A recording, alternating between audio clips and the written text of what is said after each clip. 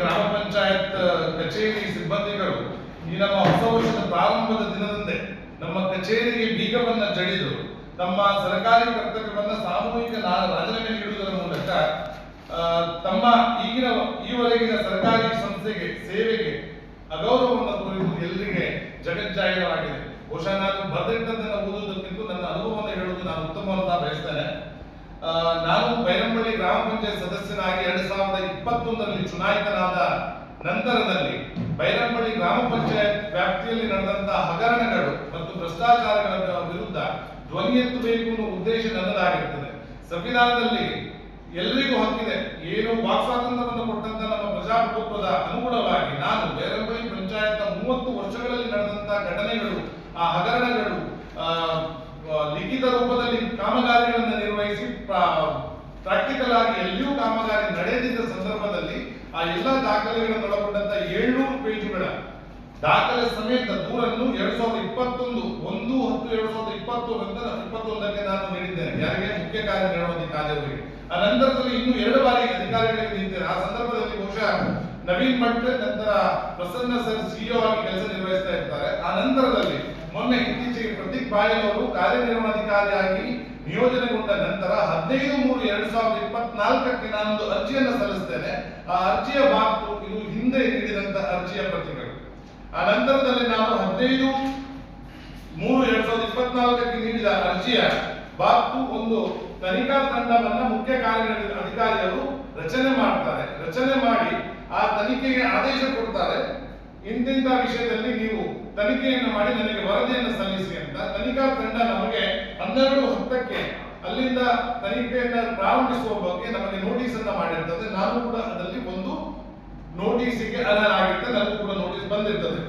ಆ ನಂತರದಲ್ಲಿ ಅವರು 3 ಬಾರಿ ಕಚೇರಿಗೆ ಆಗಮಿಸಿ 3 ಬಾರಿ ಕೂಡ ನೋಟಿಸ್ ಗಳನ್ನ ಮಾಡಿ ಅದಕ್ಕೆ ಸಂಬಂಧಿತ ಇಂಜಿನಿಯರ್ ಸುಭಾಷ್ ರೆಡ್ಡಿ PID ಮತ್ತು ಮಾಜಿ ಪಂಚಾಯತ್ ಅಭಿವೃದ್ಧಿ ಅಧಿಕಾರಿಗಳಾದ ಉಮೇಶ್ ನಾಯ್ಕ್ ಮತ್ತು ರಾಘವೇಂದ್ರ ಕುಡುಗೋರಿಗೂ ಕೂಡ ನೋಟಿಸ್ ಅನ್ನ ಮಾಡಿರುವ ಬಗ್ಗೆ ದಾಖಲೆಗಳಿವೆ.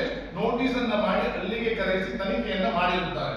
ತನಿಖೆಯ ನಂತರ 12ನೇ ತಾರೀಕಿಗೆ ಯಾವ ಭ್ರಷ್ಟಾಚಾರದ ವಿರುದ್ಧ ತನಿಖೆ ನಡೀತದೆ, ಆ ತನಿಖೆಯಲ್ಲಿ ಏನು ಸೂಚಿಸಲಾಗಿದೆ, ಅವರ ವಿರುದ್ಧ ಏನು ನಡೆದಿದೆ ಕ್ರಮ, ಅದರ ಬಗ್ಗೆ ವರದಿ ಕೊಡಿ ಅಂತ ಅದೇ ವ್ಯಕ್ತಿಯನ್ನ 12ನೇ ತಾರೀಕಿಗೆ ಮಾನ್ಯ ಕಾಪು ಕ್ಷೇತ್ರದ ಚೊಚ್ಚಲ ಶಾಸಕರಿಂದ ಒಂದು ಪತ್ರ ಬರ್ತದೆ. ಯಾರಿಗೆ? ಸಿಇಒ ಅವರಿಗೆ.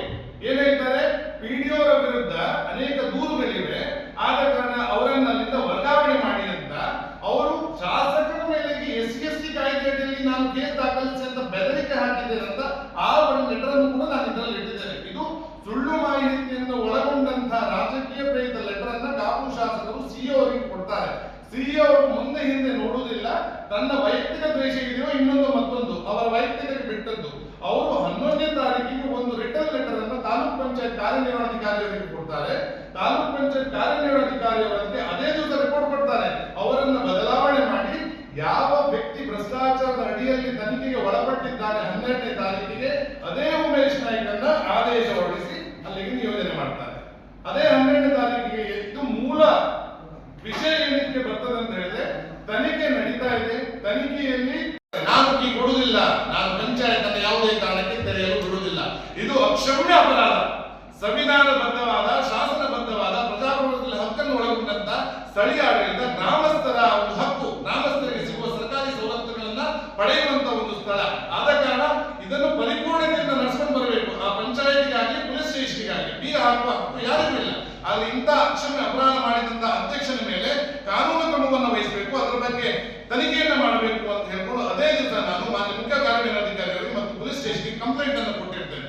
ಇದರ ಮುಂದುವರಿದ ಭಾಗ ಇವರುಗಳೆಲ್ಲ ಸೇರಿಕೊಂಡು ಪಂಚಾಯತ್ ಅಭಿವೃದ್ಧಿ ಅಧಿಕಾರಿಯ ವಿರುದ್ಧ ಸುಳ್ಳು ಆಪಾದನೆಗಳನ್ನ ಮಾಡುವುದು. ಅವರು ಕೆಲಸ ಮಾಡುವುದಿಲ್ಲ, ಅವರು ಅದನ್ನ ನಿರ್ವಹಿಸುವುದಿಲ್ಲ, ಯಾರಿಗೂ ಸ್ಪಂದನೆ ಕೊಡುವುದಿಲ್ಲ ಅಂತ ಪ್ರಭಾರ ವಹಿಸಿ ಸುಮಾರು 6 ತಿಂಗಳ ಹಿಂದೆ ಒಂದು ಜನಸ್ಪಂದನ ಕಾರ್ಯಕ್ರಮ ಪಂಚಾಯತ್ಗಳ ಒಳಗೊಂಡಂತ ಸಮಸ್ಯೆಗಳನ್ನು ಬಗೆಹರಿಸುವ ಉದ್ದೇಶಕ್ಕಾಗಿ ನಾರಾಯಣಗುರು ಸಭಾಭವನ ಬನ್ನಂಜಲಿ ನಡೆದಿರ್ತದೆ. ಆ ಒಂದು ಸಭೆಯಲ್ಲಿ ಮಾನ್ಯ ಕಾಪು ಕ್ಷೇತ್ರದ ಚೊಚ್ಚಲ ಶಾಸಕರು, ಬಹುಶಃ ಆ ಚೊಚ್ಚಲ ಶಾಸಕತ್ವದಲ್ಲಿ ಅವರಿಗೆ ಕೆಲಸ ನಿರ್ವಹಣೆ ಬಗ್ಗೆ ಗೊತ್ತಿಲ್ಲ, ಯಾವ ರೀತಿ ಶಾಸಕನ ಘನತೆ ಗೌರವವನ್ನು ಉಳಿಸ್ಕೊಳ್ಬೇಕಂತ ಅವ್ರಿಗೆ ಗೊತ್ತಿಲ್ಲ.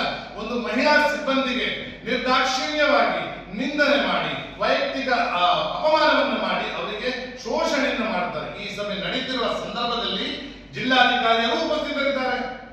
SP ಅವರು ಉಪಸ್ಥಿತರಿದ್ದಾರೆ, ಮಾನ್ಯ ಕಾರ್ಯನಿರ್ವಹಣಾಧಿಕಾರಿಗಳು ಕೂಡ, ಮುಖ್ಯ ಕಾರ್ಯನಿರ್ವಹಣಾ ಅಧಿಕಾರಿಗಳು ಕೂಡ ಉಪಸ್ಥಿತರಿದ್ದಾರೆ. ಹಾಗಾದ್ರೆ ಒಂದು SC ಮಹಿಳೆಯನ್ನ, ಆ ಮಹಿಳಾ ಅಧಿಕಾರಿಯನ್ನ ಶೋಷಣೆ ಮಾಡಿದ ವಿರುದ್ಧ SP ಅವರಾಗ್ಲಿ ಜಿಲ್ಲಾಧಿಕಾರಿಯವರಾಗ್ಲಿ ಯಾಕೆ ಇನಿಷಿಯೇಟಿವ್ ತಗೊಂಡು ಸುಮೋಟೋ ಕೇಸ್ ಹಾಕಬಾರ್ದು ಶಾಸಕರ ಮೇಲೆ, ಅಥವಾ ಶಾಸಕ